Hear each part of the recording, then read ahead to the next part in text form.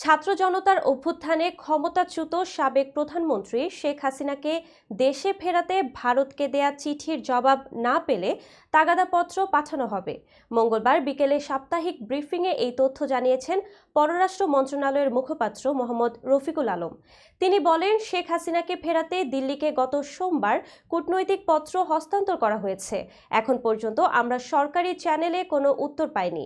ভারত সরকারের উত্তরের জন্য অপেক্ষা করব। সে উত্তরের পর পরবর্তী পদক্ষেপ নেওয়া হবে। উত্তর না পেলে তাগাদাপত্র পাঠানোর কথা জানিয়ে পররাষ্ট্র মন্ত্রণালয়ের মুখপাত্র বলেন, নোট ভার্বাল পুরো প্রক্রিয়ার অংশ। প্রত্যর্পণ চুক্তি অনুযায়ী চিঠির উত্তরের জন্য নির্দিষ্ট কোনো সময় নেই। এটি নির্ভর করে বিষয়ের উপর।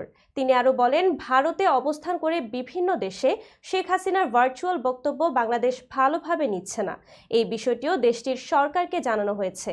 রোহিঙ্গা ইস্যুতে রফিকুল আলম বলেন, মিয়ানমার থেকে নতুন করে অবৈধ অনুপ্রবেশ ঠেকাতে বিজিবি সহ সব সংস্থা সর্বোচ্চ সতর্ক অবস্থানে রয়েছে। বাংলাদেশে যাতে পোল্যান্ডের দূতাবাস চালু করা যায়, এজন্য দেশটির সরকারের সঙ্গে আলোচনা চলছে বলেও জানান পররাষ্ট্র মন্ত্রণালয়ের মুখপাত্র। এছাড়া জানুয়ারি মাসে যুক্তরাজ্যের বাণিজ্য প্রতিনিধি দল বাংলাদেশ সফরে আসবে বলে জানান রফিকুল আলম।